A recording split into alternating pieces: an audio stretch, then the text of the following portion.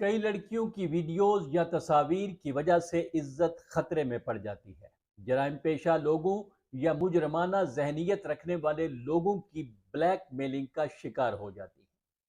نہ صرف خواتین بلکہ مرد حضرات بھی اپنی عزت بچانے کے لیے کئی طرح کی بلیک میلنگ کا شکار ہو جاتے ہیں۔ عزت کو برقرار رکھنا ایک اخلاقی اور معاشرتی قدر ہے جو انفرادی اور معاشرتی زندگی کے معیار کو بہتر بنانے میں اہم کردار ادا کرتی ہے۔ اسلام میں مومن کو بدنام کرنا بڑے گناہوں میں سے ایک سمجھا جاتا ہے اور خدا نے اس کی سزا کا وعدہ کیا ہے، لیکن بہت سے لوگ اس کے باوجود بدنامی کا شکار ہوتے ہیں اور پھر کئی لوگ بدنامی سے بچنے کے لیے بلیک میلنگ کا شکار ہو جاتے ہیں۔ ہماری آج کی ویڈیو کا موضوع الزامات، بدنامی اور بلیک میلنگ سے بچنے کے اعمال اور دعائیں ہیں۔ آپ کسی بھی وجہ سے عزت کے تحفظ کے بارے میں فکر مند ہوں، آپ پر لگے الزامات جھوٹے ہوں یا سچے ہوں، یہ دعائیں اور اعمال اللہ کے حکم سے آپ کی پردہ پوشی کریں گے، کیونکہ اللہ ستار العیوب ہے۔ وہ پسند نہیں کرتا کہ کسی کے عیبوں کی تشہیر کی جائے، وہ چاہتا ہے کہ عیبوں کی پردہ پوشی کی جائے۔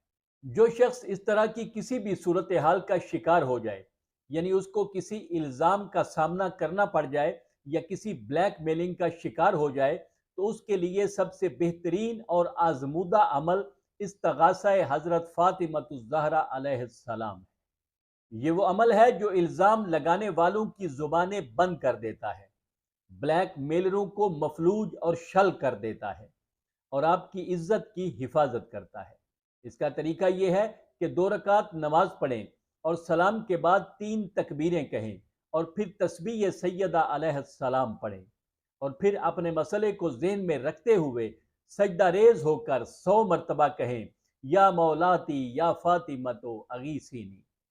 پھر دایاں رخسار سجدہ گاہ پر رکھ کر 100 مرتبہ یہی کلمات کہیں۔ اس کے بعد پھر پیشانی سجدہ گاہ پر رکھ کر 100 مرتبہ یہ کلمات کہیں۔ پھر بایاں رخسار رکھ کر 100 مرتبہ کہیں۔ اس کے بعد پھر پیشانی سجدہ گاہ پر رکھ کر 110 مرتبہ کہیں یا مولاتی یا فاطمۃ اغیثینی۔ اس سارے عمل کے دوران دل کا رابطہ پاک سیدہ سلام اللہ علیہا سے ہو، جو التجا کر رہا ہو کہ مجھے اس مشکل سے نجات دینا ہے۔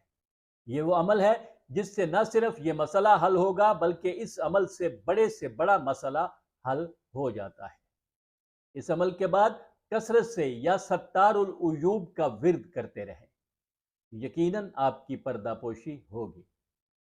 اس مقصد کے لیے ذکر یونسیہ بھی بہت مؤثر ہے، جسے آیت کریمہ بھی کہتے ہیں، لا الہ الا انت سبحانک انی کنت من الظالمین۔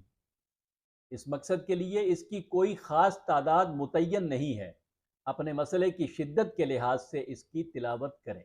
جو بندہ توبہ کر لے تو پھر اللہ تعالیٰ بھی اسے تنہا نہیں چھوڑتا اور اس کی عزت کی حفاظت کرتا ہے، وہ اس کے عیبوں پر پردہ ڈال دیتا ہے۔